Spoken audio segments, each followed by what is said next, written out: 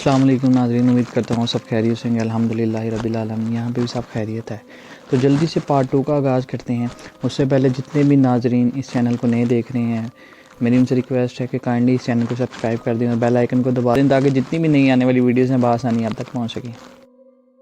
और जैसे ही डॉक्टर ने इसको जो है वो उसका थोड़ा बहुत ट्रीटमेंट किया, उसके बाद वो होश में आ गई।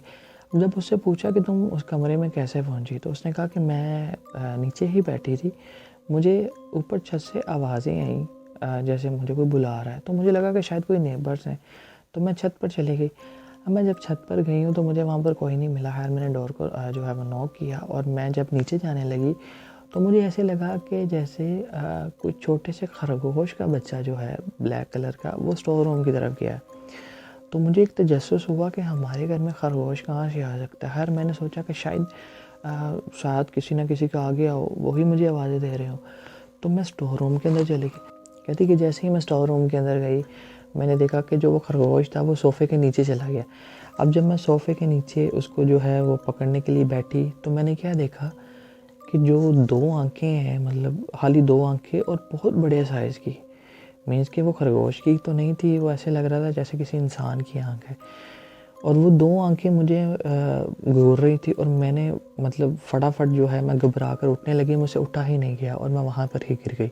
उसके बाद मुझे कुछ याद नहीं है, अभी आप मुझे नीचे लाए हैं। तो ये सारी बातें सुनने के बाद जब बड़ों ने फ़ैसला किया तो उन्होंने कहा कि मे बी ये छत पड़ गई है और डर गई होगी। अब बताया ये जाता कि जो वो महीना था वो सफ़र का था।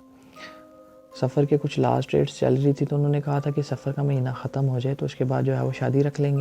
ये महीना भी थोड़ा सा ऐसे है कि इंसान इसमें डर जाता है, तो उन्होंने कहा कि ये मैं भी डर गई है। तो उन्होंने खैर बात को जो है वो इतना सीरियसली नहीं लिया। उन्होंने कहा कि आज के बाद जो है आप छत पे ना जाना और मतलब नीचे ही रहना। तो उसके अम्मी अब्बू ने कहा कि जब तक बेटा आपकी शादी नहीं हो जाती, आपने जो है वो अकेले कहीं नहीं जाना। अगर कहीं जाना भी पड़े तो अपनी अम्मी या फिर अपने भाई से कहें। खैर कुछ दिन गुज़रे, उसकी शादी के दिन करीब आ गई। अब उसकी मेहंदी का दिन था और सब लोग जो हैं वो तैयार हो रहे थे और उसने भी काफ़ी ज़्यादा मेकअप कर लिया था और परफ्यूम श्यूम उसने लगा लिए थे, बाल उसके खुले थे। तो उसने कहा कि मुझे फूल चाहिए जो गजरे होते हैं, और उसके भाई ने कहा कि ठीक है मैं ला देता हूँ आपको गजरे। हम सब जो हैं कज़न्स भी जो थे वो शादी में बिज़ी थे, कुछ ना कुछ काम देख रहे थे।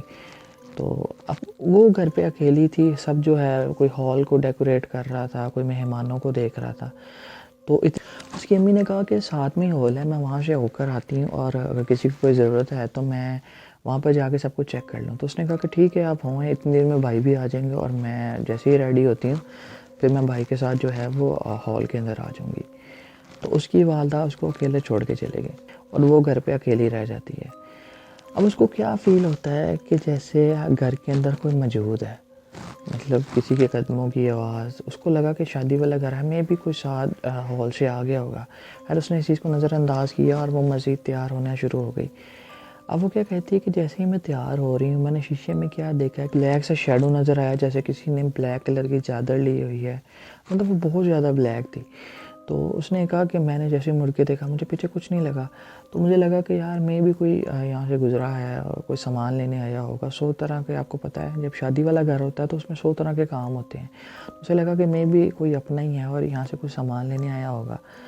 खैर उसको तैयार होते हुए शीशे में फिर ऐसा लगा कि जैसे फिर कोई पीछे खड़ा है, और उसने है वो फटाफट जो है वो पीछे देखा और वो घबरा गई। उसने आवाज़ें लगाई, कौन है, किसी की कोई आवाज़ नहीं है। उसको फिर ये यकीन हो गया कि वो इस वक्त फिर घर में अकेली है।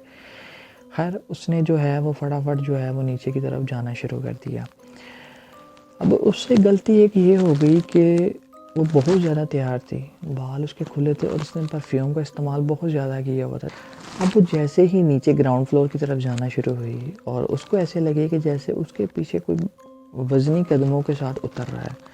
वो बहुत ज़्यादा टेंस हो गई, उसने जो है वो शोर मचाना शुरू कर दिया और वो नीचे की तरफ जाना शुरू हो गई। वो कहती है कि जैसे ही मैं सीढ़ियों से नीचे उतर रही थी, मुझे ऐसा फ़ील हो रहा था कि मेरे पीछे जो बहुत वज़नी कदमों के साथ कोई नीचे उतर रहा है, लेकिन उस टाइम देखने पे तो मुझे नज़र नहीं आया। कहती कि जैसे ही मैं ग्राउंड फ्लोर पर पहुंची और मैंने देखा कि वहाँ पर कोई मौजूद नहीं है। अब मैं जैसे ही ऊपर जाने लगी, मुझे फ़ील हुआ कि जैसे मेन गेट के सेंटर में कोई खड़ा हुआ।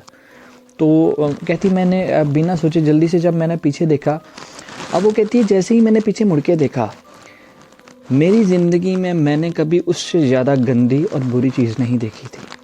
वो बताती है कि उसके जो बाल थे वो चेहरे से शुरू थे और पाँव तक थे। उसकी जो आंखों की रंगत थी वो इस तरह थी जैसे कोई आग के शोले हों, और उससे स्मेल बहुत ज़्यादा आ रही थी। वो कहती है कि जो उसकी हाइट थी जो मेन गेट है उसके बराबर थी। उनका जो मेन गेट है जो मैंने देखा हुआ है वो तकरीबन 7 फुट का है। तो वो बताती है कि उसकी हाइट इसके लेवल की थी, और वो मुझे चीज़ जो है वो ऐसे देख रही थी कि जैसे अभी ही खा लेगी। कहती कि मुझे जितनी भी दुआएं आती थी मैंने पढ़ना शुरू कर दी, और मैंने जो है वो रोना शुरू कर दिया, और वो जो चीज़ है वो मेरी तरफ बढ़ना शुरू हो गई। कहती कि उसका जो एक कदम है वो गेट पे था और दूसरा कदम मेरे करीब था। मैंने वहाँ से जो है वो भागना शुरू कर दिया और मैं कमरे में चली गई। इतनी देर में मुझे बाइट से बाई की आवाज़ आना शुरू हो गई।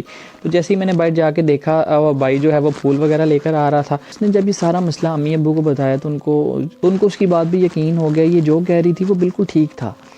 खैर जो है वो कारी साहब को बुलाया, पास मस्जिद थी, वहाँ से कारी साहब को बुलाया, दम करवाया, उसकी जो तबीयत है वो नॉर्मल हुई।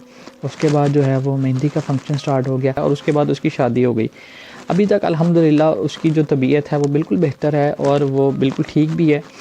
अब जब बाद में सारा मसला जो है वो पता करवाया मेरे जो फूफा जी हैं, तो पता ये चला कि इसकी जहाँ पर पहले शादी होनी थी, अब हर किसी की ज़िंदगी में ऐसे रिलेटिव्स होते हैं कि अगर उनकी मर्ज़ी के मुताबिक वहाँ पर शादी ना की जाए तो वो एक घटिया हरकत की तरफ आते हैं जिसको ब्लैक मैजिक कहा जाता है। तो ये सारा मामला उसका था और ये चीज़ें भी जो है वो उन्हीं की तरफ से पीछे लगाई गई थी। है इस मामले को हल करवाया गया। अपना बहुत सारा ख्याल रखिएगा, दुआओं में याद रखिएगा। इंशाल्लाह मिलेंगे एक नई वीडियो के साथ। काइंडली मेरे चैनल को सब्सक्राइब करें और बेल आइकन को दबा दें ताकि जितनी भी वीडियोज़ हैं आप तक बआसानी पहुँच सकें। अपना बहुत सारा ख्याल रखिएगा। अल्लाह हाफ़िज़।